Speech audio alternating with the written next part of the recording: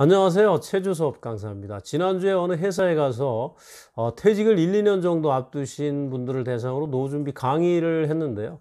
펀드에 대한 질문이 유독 많았습니다. 최근에 라임, 옵티머스 사태 이런 것들이 보도가 많이 되기 때문에 불안한 마음도 있고, 그렇지만 금리가 너무 낮기 때문에 펀드에 가입을 해서 1%라도 더 노후자금을 늘려야 된다, 이런 생각들이 막 혼재가 되어 있는 그런 것 같습니다. 그래서 제가 이렇게 답변을 드렸습니다. 금융기관 직원들 말만 너무나 믿고 노후자금을 가지고 펀드에 덥석 가입을 하게 되면 큰일 날 수 있습니다. 이렇게 답변을 드렸는데요.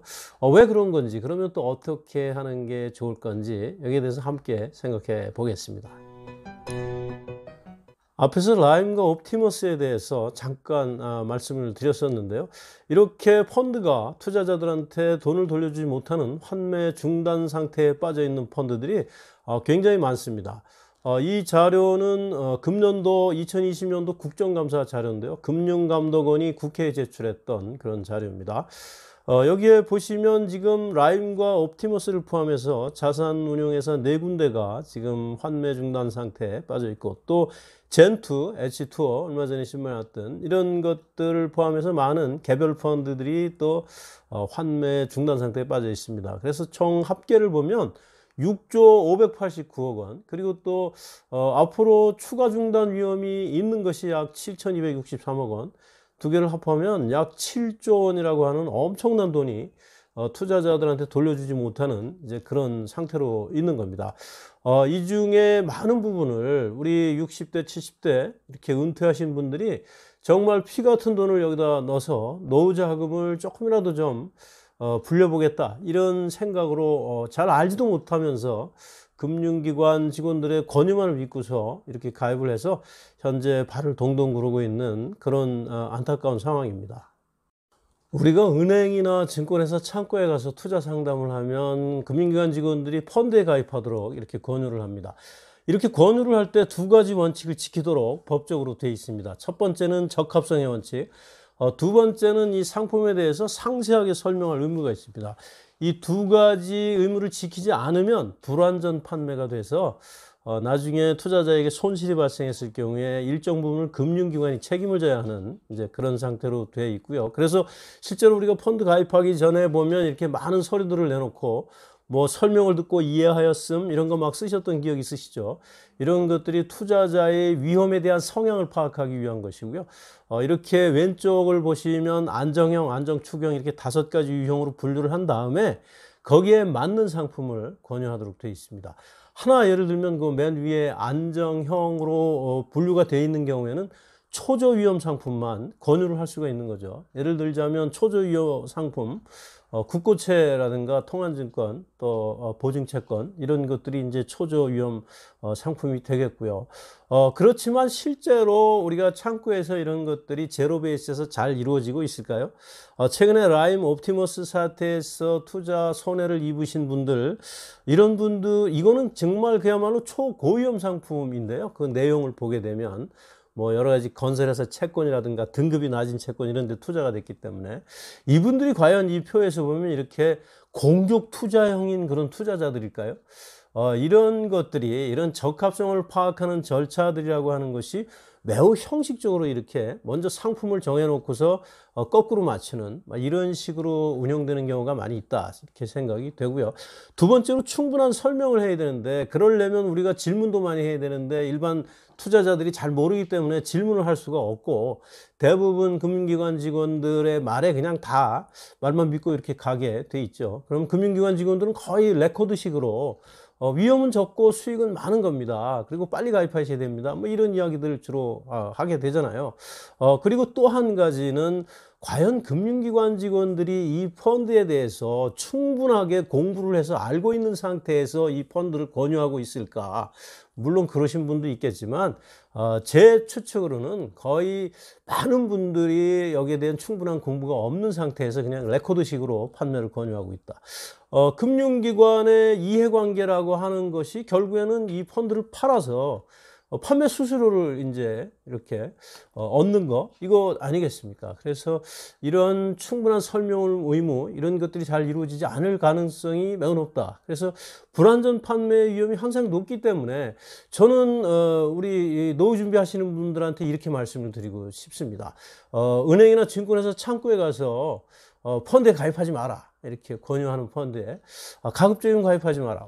혹시라도 아주 좋은 펀드가 있어서 아주 쏙 마음에 드는 펀드를 발견하셨다면 그렇다 하더라도 그날 당장 그 자리에서 덥석 가입을 하지 마시고 일단 펀드 상품명이라도 적어서 와서 펀드 평가사 홈페이지에 들어가셔서 거기에서 좀 검증을 한 번 더 해보시는 것이 훨씬 더 안정성이 있다 이렇게 말씀을 드리겠습니다. 금융기관에서 판매하는 펀드도 이렇게 위험하다 이렇게 말씀을 드렸는데 하물며 사인 간에 거래가 되는 사모펀드의 경우에는 오죽 위험하겠습니까? 제 지인 중에는 금융사기에 걸려서 알아 누워 계신 분이 계세요. 폰지 사기라는 건데요. 여러분 혹시 폰지 사기라고 들어보셨나요? 우측 상단에 있는 사람이 찰스 폰지라는 사람, 1920년대 미국에서 금융 다단계 피라미드 사기를 처음으로 쳐서 전 세계적으로 이걸 확산시켰다 해서 이름을 따서 아직도 폰지 사기 이렇게 부르고 있답니다. 신규 투자자의 돈으로 기존 투자자에게 이자나 배당금을 지급하는 다단계 피라미드입니다.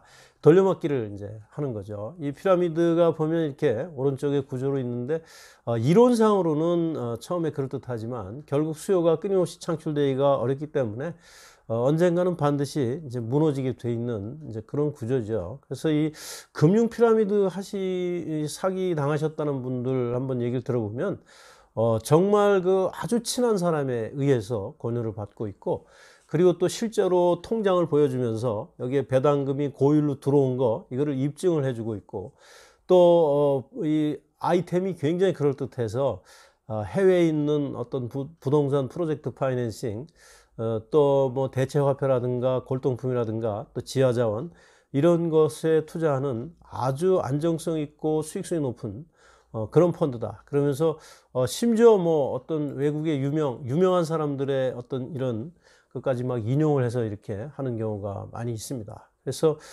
아주 생각보다 쉽게 여기에 빨려 들어가는 사람들이 많이 있는데요. 이렇게 한번 폰지 상의를 당하게 되면 그야말로 천길 낭떠러지는 걸로 이렇게 떨어지는 겁니다. 위험은 적고 없고 수익은 높은 상품 이런 거는 존재하지 않습니다.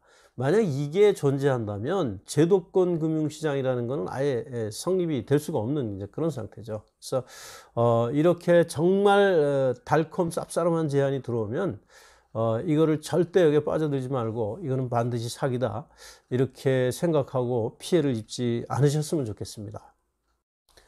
오늘 펀드에 대해서 이야기를 하고 있는데요. 우리가 펀드에 이렇게 많이 관심을 갖는 이유는 뭘까요? 우리가 노후 자금을 가지고 주식이나 채권에 투자해서 조금이라도 이렇게 더 벌고 싶은데 주식 채권에서 잘 모르기 때문에 전문가들한테 간접적으로 이렇게 맡겨서 투자를 하고 싶기 때문에 펀드에 관심을 갖는 거죠.